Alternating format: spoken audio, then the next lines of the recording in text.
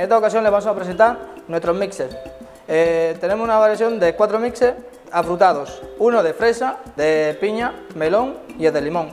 Uno de los cócteles más ricos y sabrosos que podemos hacer con nuestro producto Caribata es una caipirosca o una caipiriña o caipirísima. En esta ocasión vamos a hacer una caipirosca.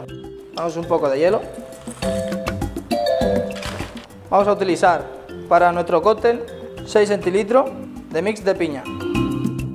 En esta ocasión sería 4 de vodka. Removemos